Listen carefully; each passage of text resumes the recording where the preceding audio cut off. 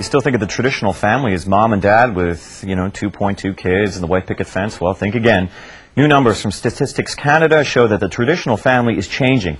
Over the last 20 years, the number of married couples with children has decreased by 11%, while there are 7% more married couples who aren't having kids. Common law couples are also on the rise, up 6%, with 12% more of them starting families. And now the answer to our quiz question, which we unfortunately also showed you earlier. How many 20 to 34-year-olds say they don't want children? Well, if you were watching earlier, you know the answer. It's 7%. And Theresa Cahill and Joe Pavlov are two of those young Canadians who have made the choice to be child-free. They are part of a group called No Kidding. That's the name of the group. I am not kidding. And they are joining us here now. Thank you very much for both of you for coming in. No problem. Good morning. First of all, maybe the most obvious question is why you decided to make the decision, right? So why don't we start with you, Joe? Oh, no. Teresa and I talked about this on the car ride up. Did you flip a coin? Do you want Teresa to go first? No. Okay. It's such a loaded question. I mean, why do you have kids? I mean, the answers are as manifold as people who you ask.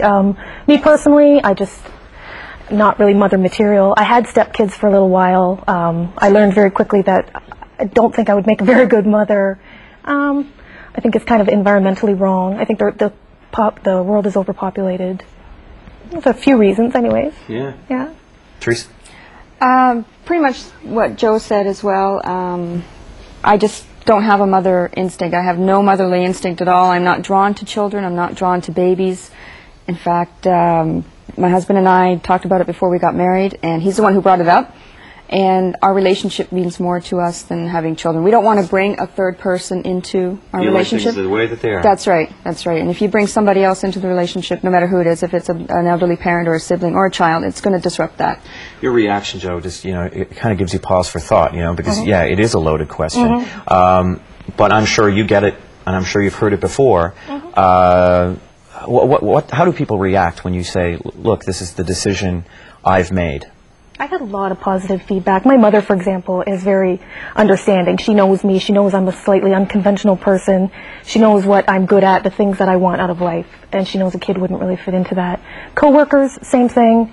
People when they meet me and get to know me, it's usually not a surprise at all. And what about you, Teresa? My family's been very supportive. My mother, again, especially, she has said that if she was my age in this world, she would have to think twice about having children as well.